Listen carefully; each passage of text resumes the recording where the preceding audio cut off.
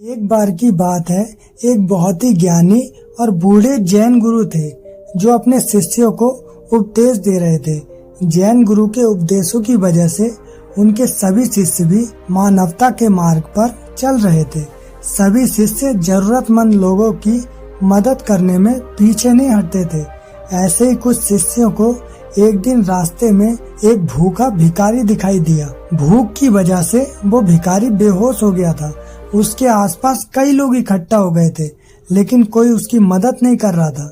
जैन गुरु के एक शिष्य ने कहा कि अगर ये यहीं पड़ा रहा तो मर जाएगा।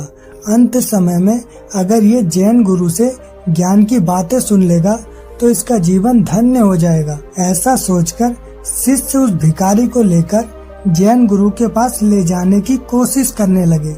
वो भिखारी इतना कमजोर था कि चल भी नहीं पा रहा था। तब एक शिष्य ने सोचा, ऐसे तो इसे वहां तक नहीं ले जा पाएंगे, जैन गुरु को ही इसके पास ले आते हैं। फिर एक शिष्य जैन गुरु के पास पहुंचा और उस भिखारी की बात बताई।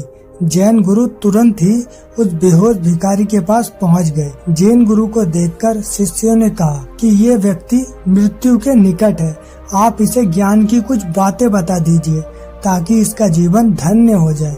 जैन गुरु ने कहा कि हम इसे उपदेश तो बाद में देंगे, लेकिन सबसे पहले इसे कुछ खाने को दो। जैन गुरु के कहने के बाद तुरंत ही लोगों ने खाने की व्यवस्था कर दी।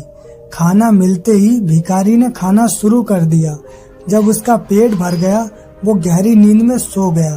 तब जैन गुरु ने कहा कि हमारा काम भी हो गया, अब हमें यहाँ से चलना चाहिए। शिष्यों ने और आसपास खड़े लोगों ने जैन गुरु से कहा कि ये कैसा मूर्ख है, खाना खाकर सो गया, आप यहाँ थे, इसने उपदेश भी नहीं लिया। जैन गुरु ने कहा कि कोई बात नहीं, ये कई दिनों से भूखा था, भूख की वजह से कमजोर हो गया था। इसके लिए सबसे बड़ा उपदेश यही है कि भूखे व्यक्ति को धर्म, कर्म और ज्ञान की बातों से कोई मतलब नहीं होता। सबसे पहले भूखे का पेट भरना चाहिए।